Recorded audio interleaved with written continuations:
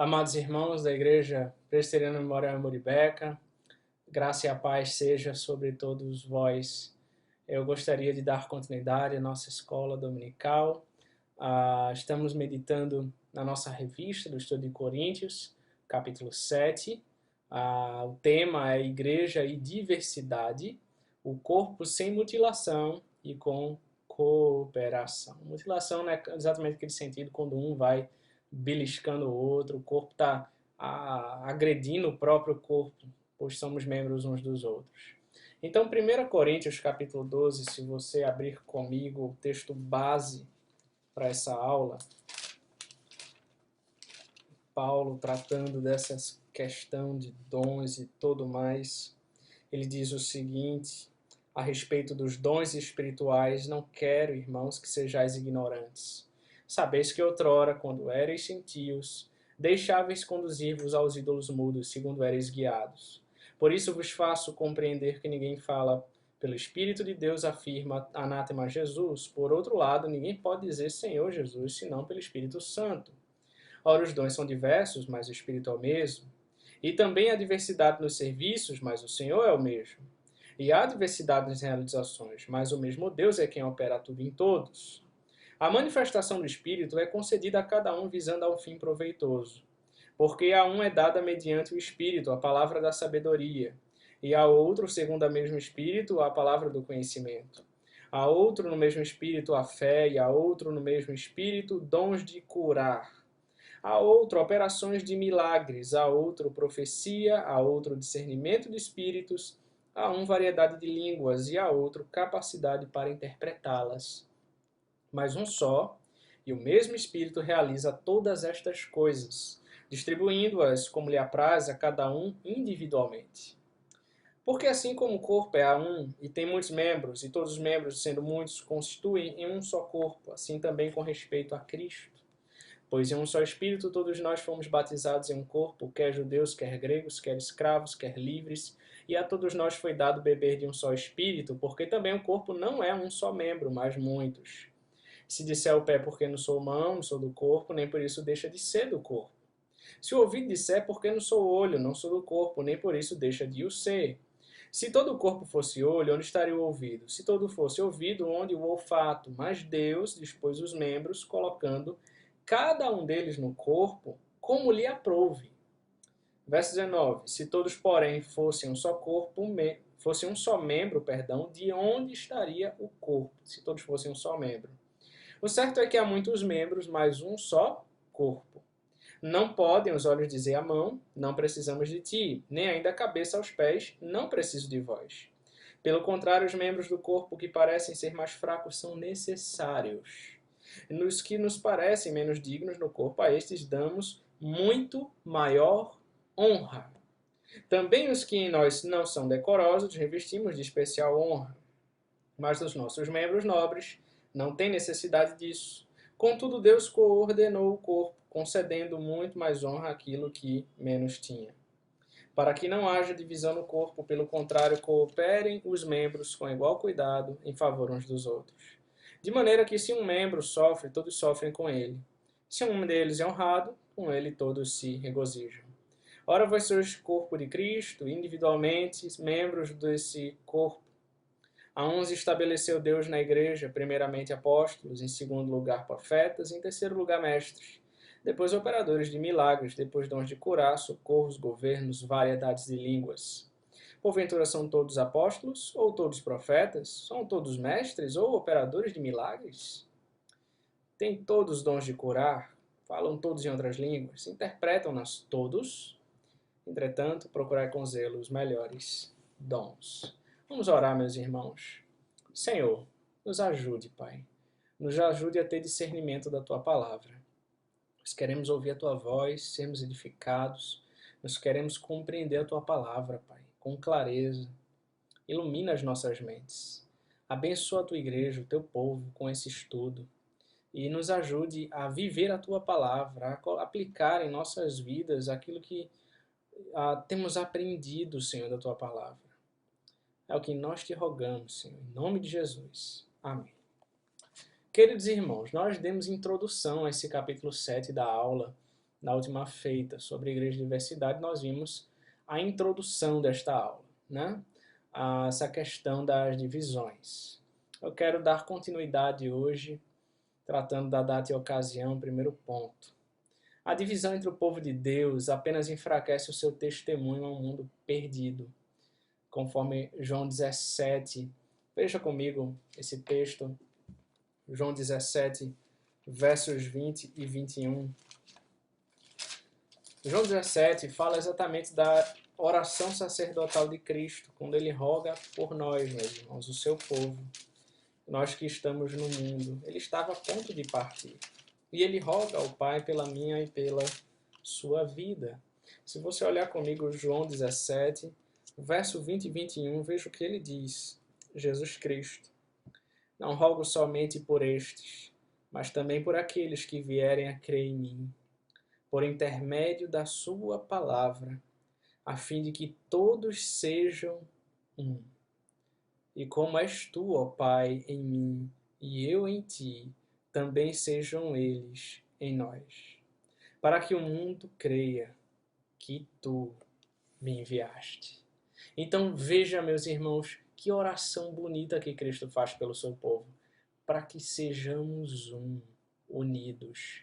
Assim, veja, ele fala aqui da Trindade, assim como eu e o Pai somos um. Eu rogo, Deus, eu rogo, Senhor, eu rogo, Pai, que eles sejam um também, que eles sejam unidos. Então, irmãos, a divisão entre o povo de Deus apenas enfraquece seu testemunho ao mundo perdido. Porque se esse testemunho de unidade, ele brilha diante do mundo, o mundo vai crer que o Senhor enviou Cristo, vendo a harmonia, a paz e a unidade da sua igreja. Por outro lado, se a igreja vive desunida, vai prejudicar esse testemunho de Cristo. Então, os dons espirituais exercidos corretamente, irmãos, eles são um dos pilares para o crescimento saudável da igreja. Mas a quantidade, diversidade de dons não são termômetros para medir a espiritualidade de uma comunidade. Veja a igreja de Corinto. Os seus membros possuíam dons diversos. Diz versos 6 e 7, né? Os testemunhos, a 1 Coríntios 1, o testemunho de Cristo tem sido confirmado em vós, de maneira que não vos falte nenhum dom. Eles tinham muitos dons. Apesar disso, a igreja enfrentava sérias dificuldades que levaram o apóstolo Paulo a chamá-la de imatura. Os coríntios se vangloriavam dos seus dons, usando-os como base para alegarem mais elevada intimidade com Deus e status espiritual. Alguns desses dons, como o dom de línguas, se transformam no carro-chefe de uma experiência cristã genuína na visão de alguns. Quem falava em línguas estranhas era visto como mais espiritual. Paulo discorda veementemente dessa perspectiva. Afinal, o cristianismo tem muito mais a ver com caráter do que com carisma. Paulo ensina que não devemos ser ignorantes com respeito aos dons espirituais. O entendimento distorcido e o uso egoísta desses dons mantém a comunidade cristã na imaturidade. A diversidade da igreja em termos de dons deve contribuir para a unidade dela. Vejamos então alguns aspectos dos dons espirituais que esclarecerão e possibilitarão o uso dos dons, promovendo o crescimento, a maturidade e a unidade da igreja, irmãos. Então, antes de entrarmos nesses pontos, vamos pensar um pouco sobre isso. A grande questão não é o fato de ter dons, é o que a lição vem trazendo. Isso não mede a espiritualidade da igreja, mas a maneira como se utiliza disso. A maneira como eu e você utilizamos estes dons. É isso que mede a nossa maturidade e a espiritualidade da igreja. Às vezes, você vê pessoas com dons excelentes. Homens que, nas mãos de Deus, assim, uma bênção, mas imaturos. Não sabem usar da maneira correta os seus dons. E acabam trazendo problemas para dentro da igreja. Acabam trazendo desunião egoísmo, inveja, porfia, como Paulo vai tratando em outras cartas. Então, acaba sendo prejudicial, porque a questão não é o dom que você tem, mas a maneira como você usa. Isso faz toda a diferença. Se nós queremos ser maduros na fé, uma igreja espiritual, precisamos ter maturidade e discernimento na maneira como usamos os nossos dons.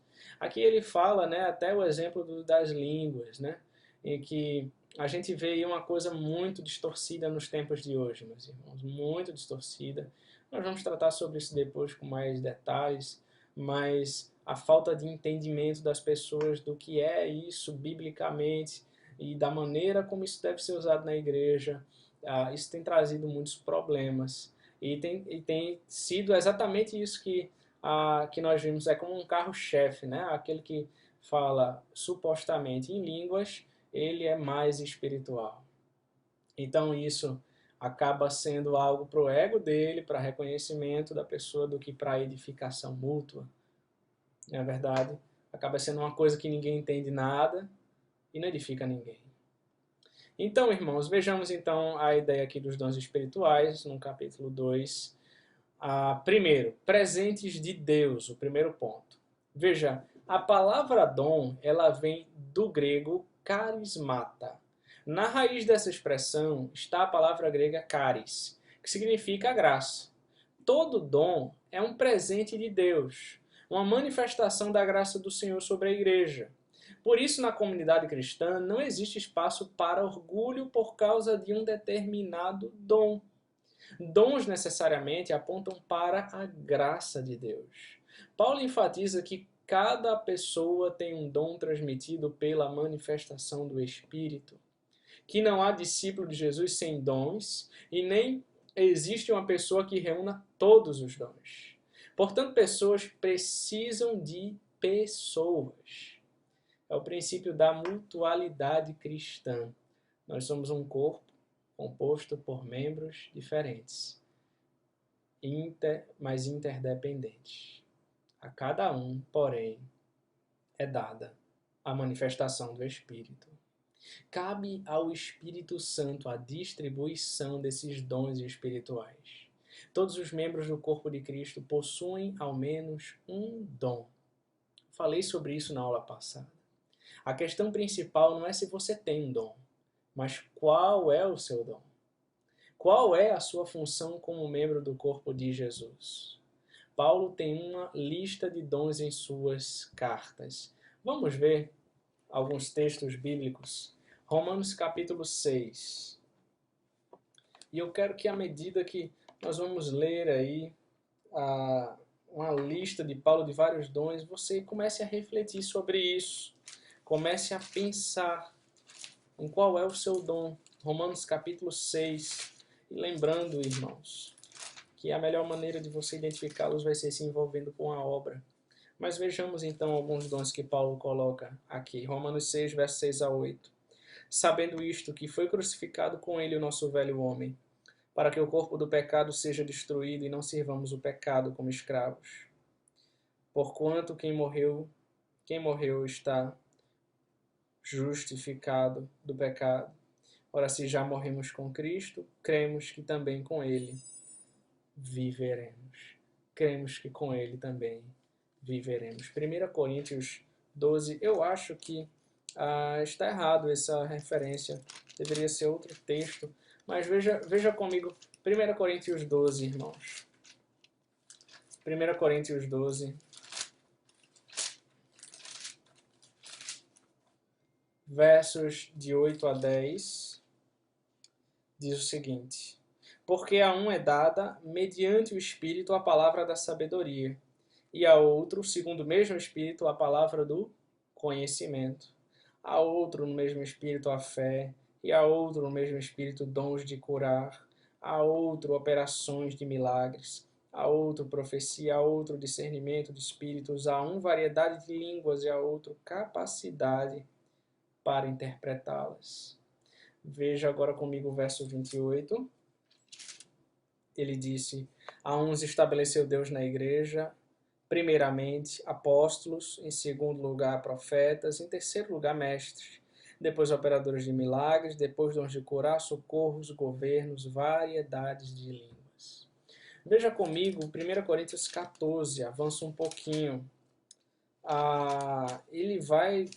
É um texto um tanto longo, mas ele vai falar também de várias questões aqui. E aqui Paulo vai tratar que o dom de profecia é superior ao dom de línguas, porque havia, né, uma euforia muito grande com essa questão de línguas, porque era algo muito visível, muito notado.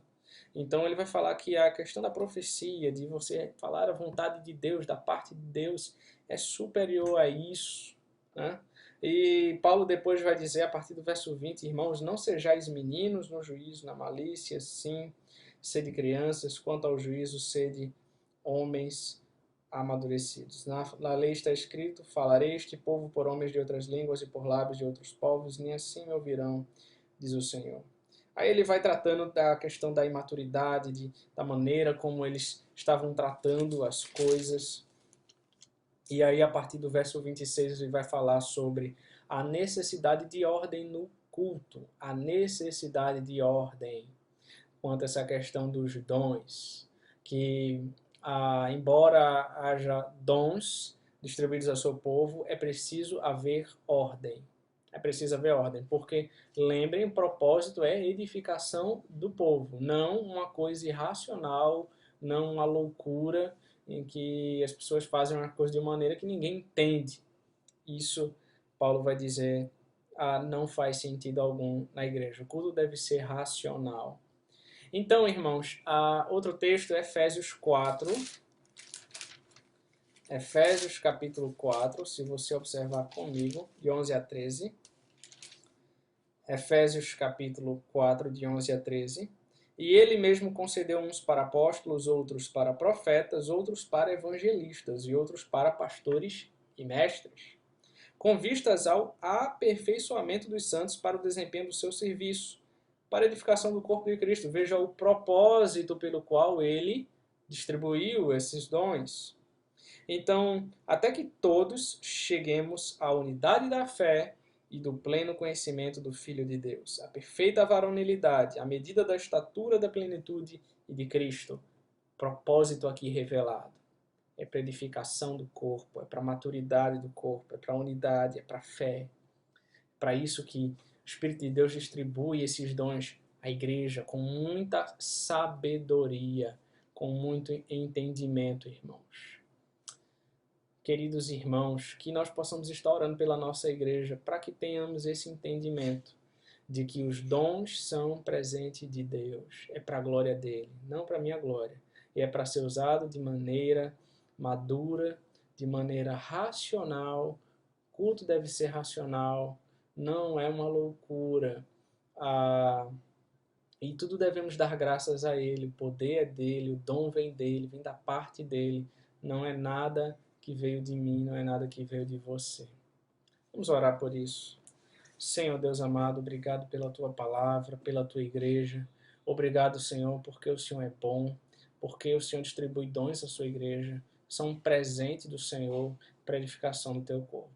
Nós te rogamos que o Senhor nos abençoe e nos ajude, Pai, a ter discernimento. Em nome de Jesus Cristo.